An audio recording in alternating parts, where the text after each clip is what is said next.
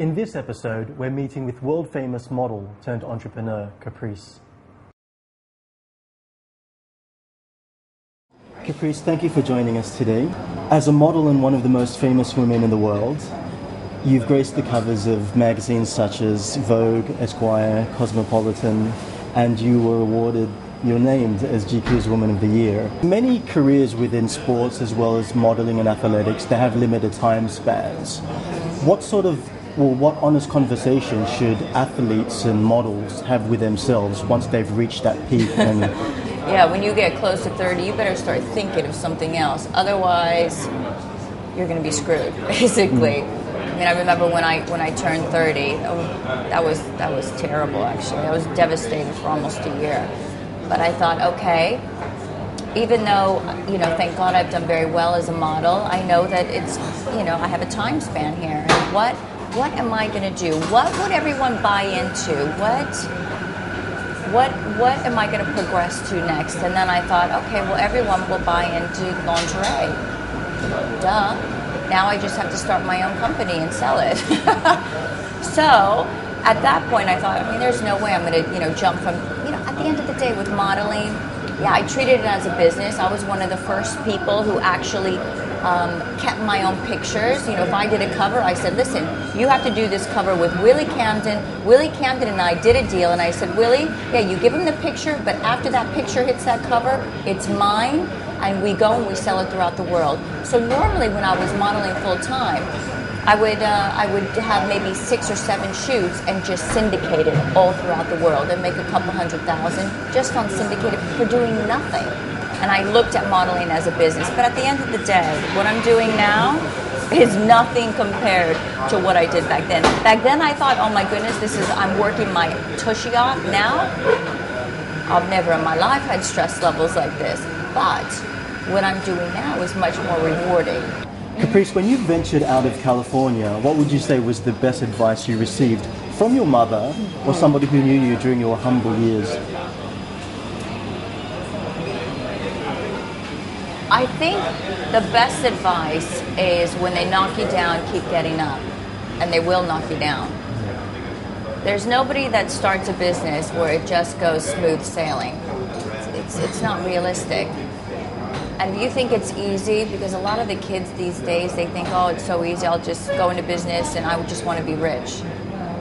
Sorry, it's a hell of a lot of work.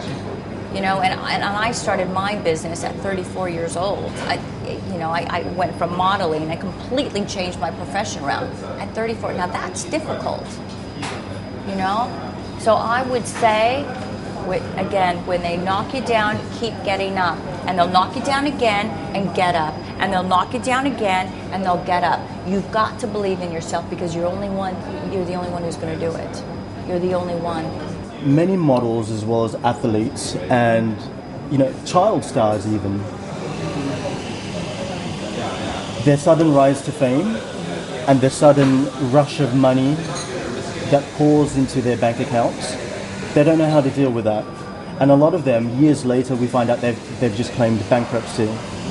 Now, you avoided that whole stage that many people face, and you started your company with £263,000 of your own money. How did you manage? How did I manage, to get from A to about P right now? Yeah. That's a very interesting question. Thank you. Nobody's actually asked me that one. Yes, from modeling, I had a lot of liquidity. And I was actually lucky because, I thrusted, a little over £250,000 into the business, but I had cushions as well. I had more money saved up because my first season was a disaster. I didn't know what I was doing.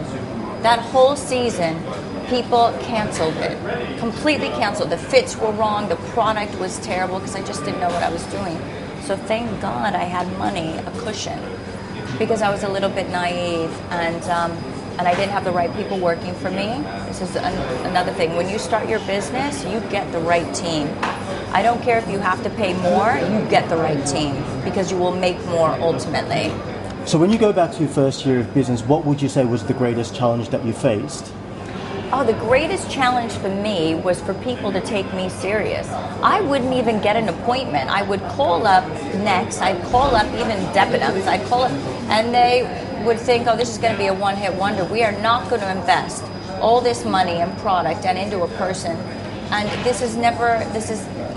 we don't think it's going to work. Sorry. And during meetings, how do you sort of manage that?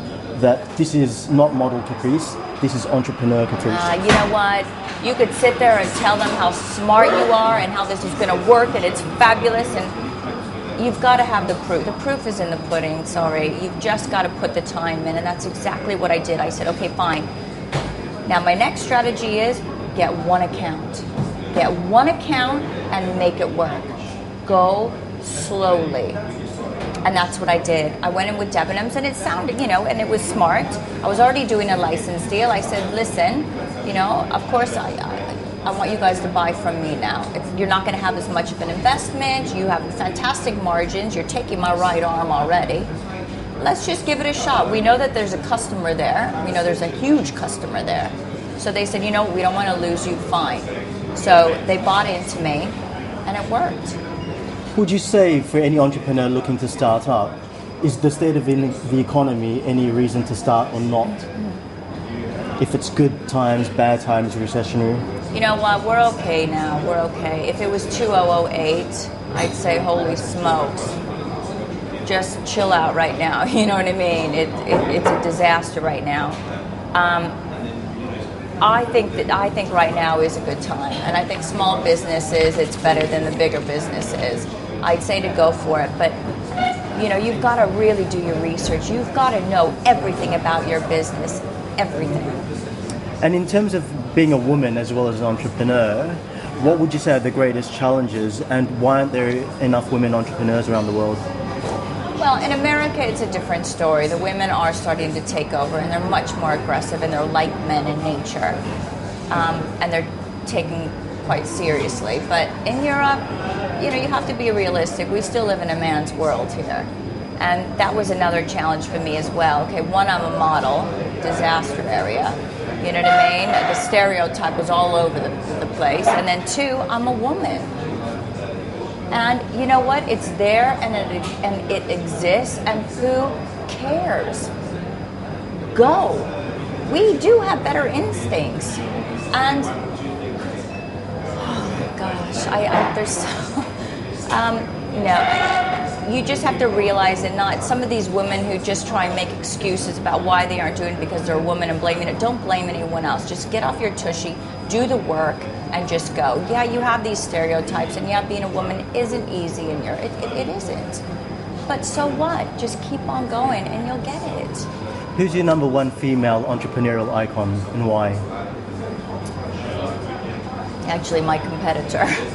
I have a lot of respect for Michelle Mo. Her and her husband, ex-husband, whatever it is with their situation, they own Ultima, and they've done such a fantastic job. They were almost on their last leg, and she came up with this strategy about this mass marketing and just taking on the flavor of the moment and making her the face of. And they've done a fantastic marketing strategy for many years now, and it's worked. How do you develop a genius marketing campaign, and how important is marketing versus the actual product? You need both. I'm very old school, and a lot of people don't have brand integrity, and I think that's why I'm still existing. Is because I'm put a lot of my margins are put back into my product, and especially these days there's so much competition, and the consumers are not stupid, and you have to really realize that there's a lot of competition out there. They want quality and they want good price, and if it's not there, they're going to go over here and they'll get it over here. And so for me, I take a hit on my margins, but I give my customers a bloody good product. So it's brand integrity, and I'm very lucky because I still get free marketing. Although I have been paying for billboards recently and advertising, And also I've been doing, like I did an Amy Childs campaign when she was just coming up. I got her right at that edge, and that was fantastic for the brand. And it's also really important, if you do, like I still model my stuff, but when I do a special Valentine's advertising campaign with another face, you have to make sure that that face matches the brand and what do you want to portray. So Caprice, we've got the marketing, we've got the brand, all the billboards and all the glamour, but let's talk about the production process. Because I understand that you fly a lot from London over to Hong Kong. And how difficult is it, and what's the most unglamorous job? It is funny because, especially when I bring on a new team, into the business, the first thing I tell them is it's not glamorous. Trust me, it's a lot of work. There's splurts of glamour here and there, but we all work very, very hard, And I do all my design. I go to Hong Kong 4 times a year. I negotiate all my cost prices. And it's tough, because you're running the business, you're doing the marketing, you have to do everything, but that's just life. I'm still a small business. And what's so extraordinary is I'm just a small business, and my competitors, because I'm with all the majors, I'm with Debenhams, I'm with Littlewoods, I'm with Next, I'm with all the majors. My direct competitors are Ultimo and Wonderbra. These are, 40+ million pound companies. And then I have Little by Caprice, and this is who I'm competing against. They're all thinking I'm 40+ million, I'm not. So it's just me, and I'm just doing everything, but that's just life. That's just life. So Caprice, as founder and CEO of By Caprice, what would you say was the hardest and toughest decision you've ever had to make? The hardest and the toughest decision is to go from modeling the glamour, everyone kissing my ass, to, eating humble pie and to putting my ego in my back pocket and going to work, and working the 12-hour days and changing my whole lifestyle. That was difficult. It was difficult for me personally, and actually it was just difficult all the way around. But now, 6 years later, it's all worth it, and I'm the last one laughing. So many, if not most, entrepreneurs or new entrepreneurs who start their companies face a high degree of failure, and which leads over to bankruptcy. Yeah. At what stage, and I know you're a big advocate of perseverance and going for it and living your dream, but at what stage should an entrepreneur resign from the madness and re-enter the workforce? Never. Be smart. Don't resign. Be freaking smart. When we were hitting a recession, I knew we were going into some major state of beyond, the whole economy was falling apart. So 6 months before, I made cutbacks. I looked at my cash flow, and I prepared for the worst. This is where people go wrong. And so my company was able to resist and to not go into debt, not go into bankruptcy. In fact, we were still making money in one of the worst economic disasters of my time. Because I prepared, because I'm smart, I had no ego. I thought, oh my goodness, and it was scary. It was really scary. All my stockists were cutting the orders in half. Everyone was flaking out at the last minute. I was overstocked. It was terrible, but I prepared for it. I was smart. When you're about to bring a product to market, how do you engage with your customers, and how do you know what they want, or do you feed them what you think that they want? Well, one thing that's for sure, I'm all about commercialism. I'm all about my customer. I'm not about my ego. A lot of designers and a lot of CEOs are about their egos. Trust me. What we do in the office is every week we go through all the sales figures with every single stockist, not just an overall, it's every single individual stockist. I want to understand my customer in that individual stockist, and I want to see how sales are going. I want to understand what color works, what block works, and what the buyers like. Because sometimes I have to re-educate the buyers, and the buyers have huge egos. So then I have to schmooze them and booze them. This is me. I have to schmooze them and booze them, take them to lunch, show them a bit of glamour, maybe take them to a glamorous event. I don't care, whatever works, But I have to be educated. It's not just the people that are working for me, it's me knowing what's going on. So does By Caprice have any charitable pursuits? Absolutely. You have to. This is my motto since I was a little girl. You have to give back. I'm patron of Women's Trust, where not only do I promote the charity, but I've given a lot of my own personal money to them and continue to do so. And I'm very much with children. I've done Childline. I've raised $450,000 now for Childline, and I'm very much for the charities with battered women. I'm all about women and children. So, but my big one is Women's Trust this year. But when I devote, when I become patron, I give a lot and I spend a lot of time. How important would you say it is for an entrepreneur to implement a humanitarian pursuit? I think if they don't do it, I could be quite extreme, then they don't deserve their success. Life is about a cycle, giving and taking, giving and taking. You got to give as much as the universe has given you. You've got to give back, and you can. Like for me, people listen. Like I'm doing this interview. It's so important to inspire people. I'm not from a wealthy family. I'm from a very humble background. I've come to a foreign country, and I've come to a country where it's very elitist here. There's an echelon system, and I've come here as an American, a bombshell American, which is the worst of it all. And I've made it happen. I've made it happen, not because I married a wealthy man, not because I have wealthy parents, because I worked my ass off, and I had all the odds against me, and I still do.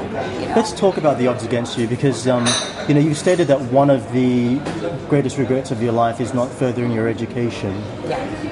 Now, we have a lot of entrepreneurs that haven't furthered their education, but they're enormous successes. Yeah. Why is education so important to you, and should it be something that everybody pursues? Well, now is a different time from when I was 18 and 19 and starting my whole life.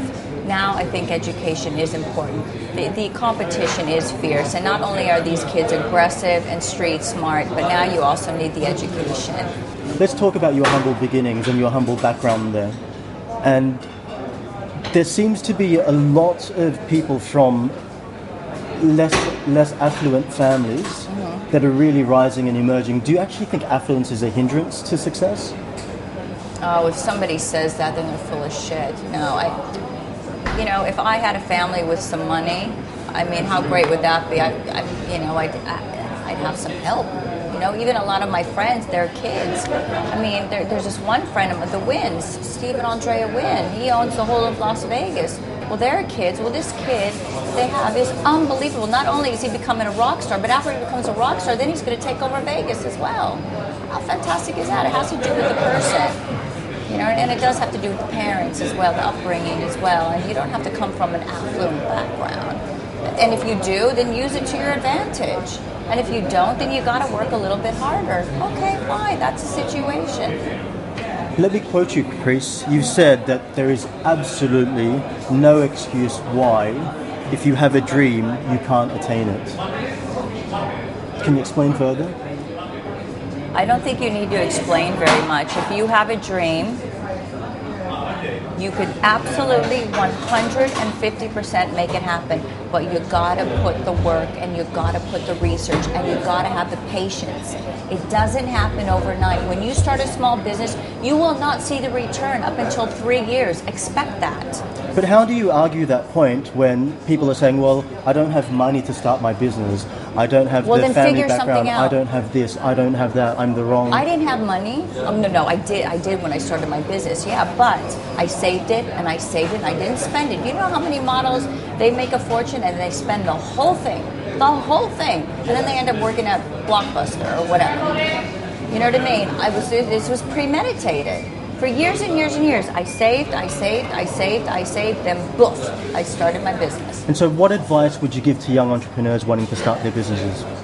Well, I think that there are a lot of facilities out there. I think you need to go online. There's there's government grants. There's a lot of opportunity out there for you to start your business and to borrow money. There are opportunities. You've got to do the research, and the resources are out there. I promise you. if you could save money over a bit of time, you know what? It's the research, it's the ambition, it's the persistence. It's out there for you. You could get it. You could start it. But you got to put in the time, and you have to have the patience, and you've got to be realistic. Even with business, cash flow is key. These small things are key. Understand your cash flow. I know exactly what's going in and out of my business for the next year. What would be next in the future life and times of Caprice? Oh, goodness. I mean, it's all about the brand. We're expanding, we're growing. The next thing is hosiery, and then America. I'm gonna get my little tushy. I've been saying this, but definitely I'm going to America. We've just been expanding within Europe, and it's still expanding in the UK. And then hitting America. It's always growing the business, And name one dream that Caprice is dreaming today that she must and will attain. Kind of a personal one, I think. And I think I've worked so hard and I've put so much focus on my business. I think it's time now to have a family. I think it's time to have little cappers running around. So that'll be next too. Fantastic. And I think that's a great dream to have, and I wish you well achieving that. Thank you. So in starting a family, do you have a man in your life? Yes. I have my partner, Ty, and we'll definitely have a family. He's an entrepreneur as well, and he's drop dead gorgeous, and he's communicative, and he has so much integrity, and he's fun, and he makes me laugh, and he's... How do you deal with the madness, though, of having two entrepreneurs in a relationship? You know what it is? We have very different personalities. I'm a Scorpio, and I'm very fiery and very... I'm full of energy, and he's very calm, and he is very different from me, and it just works.